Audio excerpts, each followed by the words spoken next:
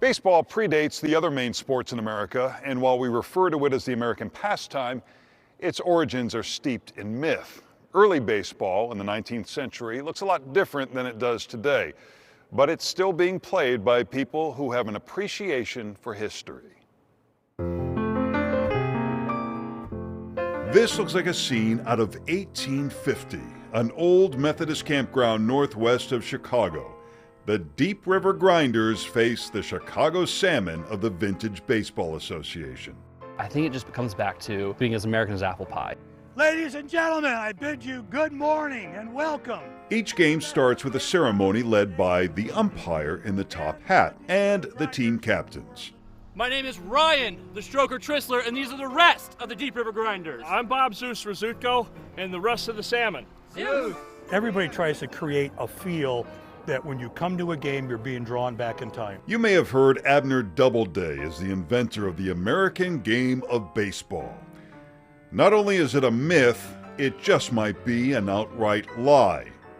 With newspapers becoming digitized, historians can piece together the backstory to debunk the legends and recreate early versions of a game that's become synonymous with America. Anyone could play it. Big guys, little guys. At this point, it's kind of engraved in the American spirit.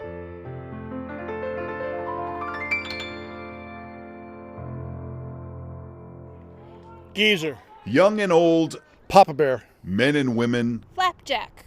professional and blue-collar alike, are known by their nicknames. Dizzy. Part of the fun of vintage baseball. Scooter. There are more than 100 teams around the country. Golden Rose. We're recruiting more and more young people who have the history and the willingness to do that. Are players allowed to pull out their cell phones or wear Oh, no, sunglasses? no. But we try as much as possible to remove all indications of modernity. Is there drinking? I take the Fifth Amendment. In early versions of the game, the ball is pitched underhand. The idea is to let the batter hit it. There are no gloves. I'm like, baseball without gloves? Are you out of your mind? So I showed up and he gave me the ball. I'm like, all right, I think I can do this. This is all right. Todd Daniels is in the major leagues with the Tampa Bay Rays as a data engineer. So you are like at the complete opposite of the spectrum of vintage baseball. Yes. He compiles information for the Rays statisticians in research and development. The Rays, their front office actually had a softball league. When I first joined, they found out that I played here. Like, should we be scouting for that? I'm like, the average age is like 45, 50. I don't think we need to scout there. We won't find a whole lot that we'll want to bring to the Rays.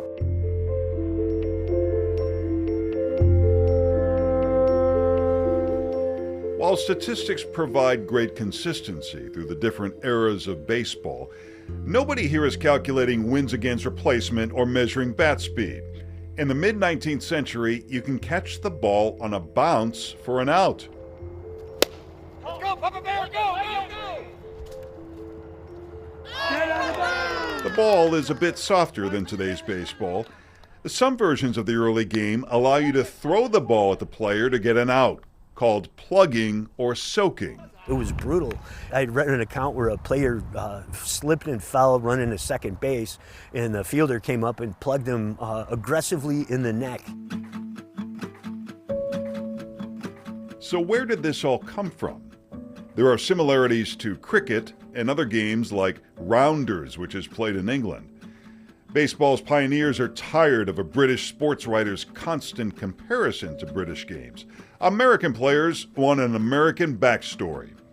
In 1889, 300 people attend a meeting in New York, including Mark Twain, Teddy Roosevelt, and a number of baseball pioneers like Albert Spalding, president of the National League's Chicago White Stockings.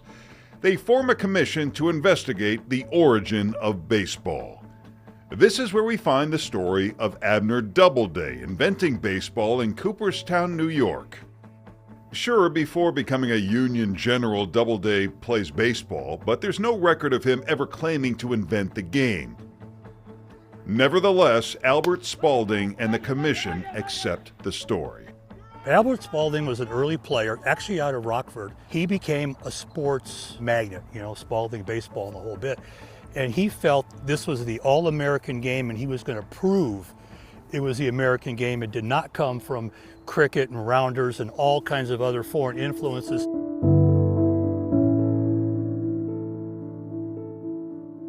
Historians have since debunked the Abner Doubleday story. Was it just a slow evolution? Is that Yeah, the when you best? look at the history of baseball, you can't tell me that somebody didn't pick up a rock and a stick and hit it way back when. There are various versions of bat and ball games: rounders, town ball, old cat. There are many people who have helped form what we now call baseball. There are mentions of baseball going back to England, 1744, a book called A Little Pretty Pocketbook. The ball once struck off, away flies the boy to the next destined post, and then home with joy. People play for exercise, but it slowly becomes more serious. In the late 1830s and 40s, teams form around occupations, like the firefighters of the New York Knickerbockers or the saloon keepers of the New York Magnolia Ball Club.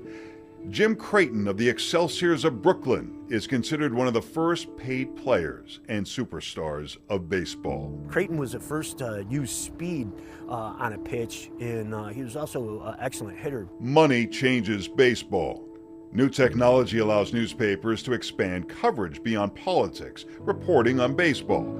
That's when gambling becomes a bigger part of the game.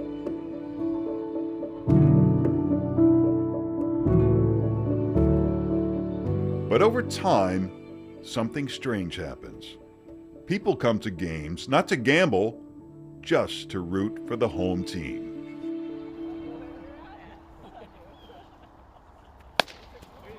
Today, you can go back in time to experience part of that evolution. During the week, Lori Edwards is an environmental scientist. On weekends, she's a Chicago Salmon. Theatrical athletics, they say. That's what they call it. It's a lot of fun. I was a baseball card kid, and I played Little League with the boys, so here I am.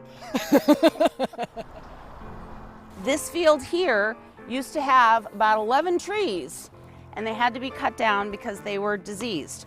But we saved the heartwood, which is what they make baseball bats out of now. Ellie Carlson is called the boss lady of the Chicago Salmon. And this bat was made from the heartwood of one of the trees that had to be cut down on this field. And they're very precious to us. Ryan Chrysler is the captain of the Grinders. It just comes back down to playing with people who love the game. It's not super competitive, and it's just, at the end of the day, you walk off the field laughing, not only with your teammates, but also with the other team as well. Cooperstown is the dream destination for major leaguers, but its origin story is a myth. The true story is more interesting. A game started by saloon keepers, soldiers, firefighters, and lawyers who play with no glove and no mask just for the love of the game.